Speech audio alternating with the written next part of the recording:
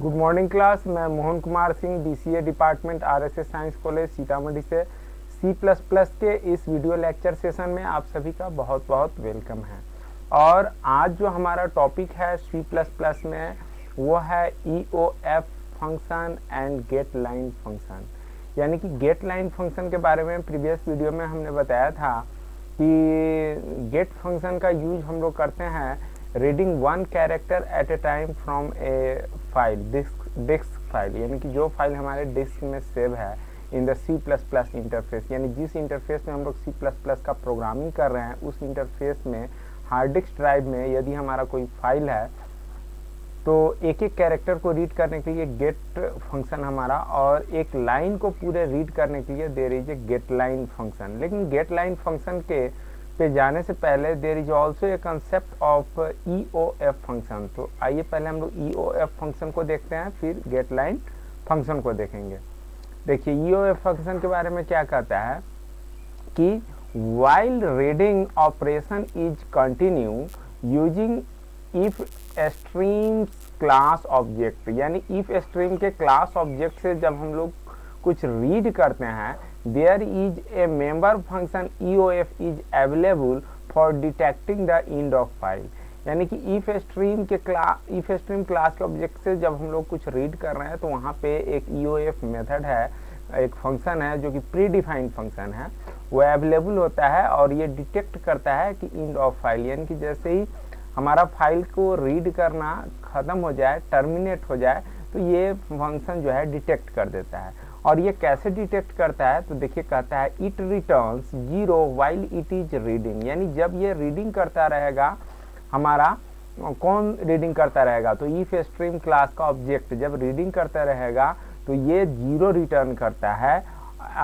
और फिर कहता है रीडिंग द फाइल, यानी फाइल को रीडिंग करते रहेगा तब, एंड रिटर्न नॉन जीरो, और नॉन जीरो रिटर्न करेगा when end of file is reached, यानी कि एंड ऑफ फाइल जैसे ही पहुंच जाएगा तो ये नॉन जीरो वैल्यू रिटर्न करेगा। चलिए फिर आगे देखिए क्या कहता है कि let us see the use of EOF function with the get line function illustration for reading the file, यानी फाइल को रीड करने के लिए कैसे इसको इलस्ट्रेट किया जाएगा। तो उससे पहले अब गेट लाइन के का जो इलस्ट्रेशन है प्रोग्राम में, तो उस पे जाने से पहले गेट लाइन फंक्शन को भी समझ ले।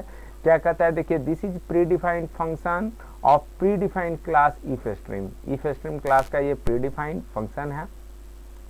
आगे कहता है it is also use to read the file को रीड करने के लिए इसे भी यूज किया जाता है। इसे भी कहने का मतलब गेट का भी हम लोग यूज करते हैं और इसे भी यूज किया जाता है।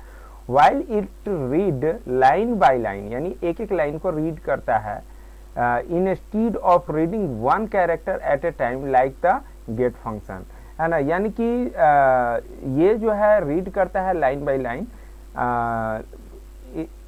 गेट फंक्शन जैसे रीड करता है one character at a time, उसके बदले ये लाइन बाय लाइन को रीड करता है। इस लाइन का मतलब यही है। अब चलिए इसका सिंटेक्स देख लेते हैं। तो सिंटेक्स क्या है तो इफ स्ट्रीम ऑब्जेक्ट नेम, यानी इफ स्ट्रीम क्लास का जो हमने ऑब्जेक्ट बनाया और यहाँ सेपरेटिंग डॉट ऑपरेटर, और फिर गेट लाइन का यूज करना है, और यहाँ पे फिर कैरेक्टर स्ट्रिंग और साइज, यानी कि जो भी साइज हम यहाँ पे देखिए दो आर्गुमेंट्स है, एक आर्गुमेंट्स है कैरेक्टर स्ट्रिंग और दूसरा है साइज। साइज क्या है और कैरेक्टर स्ट्रिंग क्या है, देखिए जितना साइज हम देंगे 5, 10, 20, 80, 100, जितना साइज देंगे उतना साइज जो है का कैरेक्टर जो है कैरेक्टर स्ट्रिंग में पुट कर दिया जाएगा। यानी गेट लाइन तो एक लाइन रीड करके लाएगा, लेकिन उसमें से जितना हम चाहे उतना कैरेक्टर स्ट्रिंग में पुट कर सकते हैं और उसको प्रिंट करवा सकते हैं। चलिए आइए हम लोग प्रोग्राम को देखें। देखिए एफ स्ट्रीम और conio.h दो हेडर फाइल, उसके बाद इससे आगे चलते हैं तो क्लियर स्क्रीन को क्लियर करने के लिए एफ स्ट्रीम का यहाँ पे ऑब्जेक्ट बना और इस तरीके से कंस्ट्रक्टर कॉल हुआ और ये वाला असाइन हो गया इफ इन फाइल ऑब्जेक्ट को। यहाँ पर एक लोकल वेरिएबल है कैरेक्टर एरे है ना, यानी कैरेक्टर एरे यानी बफर नाम का हमने बनाया और उसका साइज दिया 80, यानी कि ये 80 कैरेक्टर्स को कंटेन कर सकता है। तो ये एज ए स्ट्रिंग वर्क करेगा। और यहाँ पर देखिए अब वाइल लूप को ध्यान से देखना है। देखिए वाइल लूप के अंदर ये लूप कब चलेगा, जब इसके अंदर का वैल्यू क्या हो जाए, ट्रू हो जाए। तो ट्रू ये कब रहेगा, तो देखिए जब रीड करते रहेगा तो इतना, देखिए अभी जितना ध्यान से देखिएगा, एक सेकेंड मैं सेलेक्ट करता हूँ, जब इतना का एग्जीक्यूशन होगा जो अभी सिलेक्टेड है infile.eof, तो ये जब रीडिंग करते रहेगा तो ये क्या देगा, 0 देगा। और हमने कंडीशन क्या लगाया है, नॉट लगाया है, तो 0 का नॉट करेंगे तो ट्रू हो जाएगा, और ट्रू हो जाएगा तो यानी जब तक 0 रहेगा, जब तक रीडिंग करते रहेगा, infile.eof जो मेथड को कॉल किया गया वाइल के कंडीशन के अंदर, ये 0 देता रहेगा, और 0 का अपोजिट यानी कि नॉट 0 जब तक रहेगा तो ट्रू रहेगा, और ये लूप चलता रहेगा। एक समय ऐसा आएगा जो सिलेक्टेड है वो नॉन जीरो वैल्यू देगा। नॉन जीरो कुछ भी हो सकता है, 1 2 3 4 5 कुछ भी हो सकता है। तो कुछ भी यदि नॉन जीरो वैल्यू दिया तो उसके पहले यदि नॉट लगा दिए तो वो 0 हो गया, और यहाँ पर 0 का मतलब फॉल्स, और लूप हमारा वाइल लूप टर्मिनेट कर जाएगा। तो ये तो कंसेप्ट समझ में आ गया होगा कि लूप चल कैसे रहा है। अब देखते हैं कि ये रीड कैसे करता है। तो इन फाइल जो ऑब्जेक्ट बनाया है उसका हम लोग गेट लाइन मेथड को कॉल किए। अब इसमें एक कैरेक्टर एरे डालना है और साइज डालना है। तो यहाँ पर बफर डाला और यहाँ पर हमने 5 लिख रखा है।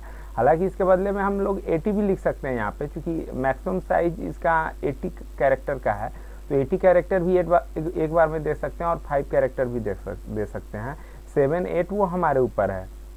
और इस तरीके से क्या होगा कि जिस लाइन को रीड किया उस लाइन में से 5 कैरेक्टर किसके पास चलाया, बफर के पास चलाया, और बफर को हम लोग क्या कर दिए, यहाँ पर प्रिंट करा दिए। और उसके बाद इंडेल, तो इंडेल दे या ना दे उससे कोई फर्क नहीं पड़ता है। देखिए अब क्या कहता है, in the above program the file name ZZZ.txt assign to if stream object in file. If stream के ऑब्जेक्ट इन फाइल को असाइन हो गया है। फिर कहता है under the while loop the EOF function is called. EOF function को call किया गया है using the object in file का ऑब्जेक्ट को यूज करके। वही बात कह रहा है जो मैंने अभी समझाया। फिर आगे कहता है द EOF रिटर्न 0 रिटर्न करेगा while reading the file and return non 0 when reached eight end of file. तो देखिए ऑब्जेक्टिव के पॉइंट ऑफ व्यू से ये बहुत इंपॉर्टेंट है कि EOF कब 0 रिटर्न करता है, कब नॉन 0 रिटर्न करता है। ओके। फिर आगे कहता है the get line function read each line and put each time in character array, यानी कि स्ट्रिंग कह सकते हैं उसको हम लोग। तो कैरेक्टर एरे बफर में उसको पुट करते जाता है and then buffer value is printed on console interface as output. तो इस प्रोग्राम को हम लोग रन करा के देख ले। देखिए तो रन कराने से पहले हम लोग देखें कि ये ZZZ.txt फाइल है कहाँ। तो देखिए बिन के अंदर, मैं प्रीवियस कई वीडियो से आपको लोकेशन दिखाते आ रहा हूँ। ये C turbo C++ disk turbo C3 और बिन, ध्यान से देखिएगा इस एड्रेस बार को, है ना। इसके अंदर ZZZ.txt फाइल यहाँ पर है ये, है ना। तो इसको मैं ओपन करता हूँ। अभी इसमें लिखा हुआ है hello class again and good morning, 2 line लिखा हुआ है इसमें, और इसी को रीड करना है। तो ये रीड कैसे करेगा चलिए देख लेते हैं। इसको रन कराते हैं हम लोग, और जब रन कराते हैं देखिए कंपाइल हो रहा है। अब ये रन करेगा। ये क्या लिखा, HELL और O सेकेंड लाइन में दे दिया है, उसके बाद स्पेस और CL लिया है, फिर ASS दे रहा है, और फिर उसके बाद ASS के बाद फिर स्पेस है। अगेन बात वही लिखा है इसने, लेकिन इसने क्या किया है कि 5 कैरेक्टर एक बार में लिया है ना। अब ये आप कहेंगे कि सर ये तो ऐसे दे रहा है। तो चलिए यहाँ पर हम लोग ऐसा करते हैं कि इसको हम लोग कर देते हैं, थोड़ा बढ़ा देते हैं, इसको हम लोग 20 कर देते हैं। एक सेकेंड, इसका वैल्यू हम लोग कर देते हैं 20, और वापस इसको रन कराते हैं। अभी कंट्रोल F9 से मैंने रन किया है कीबोर्ड के थ्रू। तो देखिए अब सही दे रहा है ना, हेलो क्लास अगेन और गुड मॉर्निंग सही दे रहा है। यानी कि वो क्या कर रहा था कि जितना कैरेक्टर वैल्यू उसको देंगे उतने कैरेक्टर वैल्यू को ये रीड करके और बफर में डालेगा। अगर यहाँ पे मैं 1 देता हूँ या 2 दे देता हूँ तो देखिए 2 कैरेक्टर भी ये रीड करेगा। देखिए अब ये आप कहेंगे कि सर यहाँ तो एक ही कैरेक्टर दिखा रहा है। जी नहीं, यहाँ पे 2 कैरेक्टर दिखा रहा है। देखिए एक कैरेक्टर जो होता है, स्ट्रिंग जो होता है, कैरेक्टर का जब हम लोग एरे बनाते हैं तो हम लोगों ने पढ़ रखा है कि वो लास्ट में जो है नल वैल्यू /0 वाला वैल्यू जो है अपने लिए एक प्रिजर्व करके रखता है, जो कि डिटेक्ट करता है इंड ऑफ कैरेक्टर, यानी कैरेक्टर यहाँ पे इंड कर रहा है। एरे का जो इंडेक्स है वो इंड कर रहा है, सो डैट एक उसके लिए ले रहा है और एक जो वहाँ का वैल्यू ले रहा है। ठीक है, तो इसको हम लोगों ने रन करा करके देख लिया। और चलिए वापस हम लोग अपने वहाँ पे आ जाए, वर्ड फाइल में आ जाए जहाँ पे हम लोग स्टडी कर रहे थे।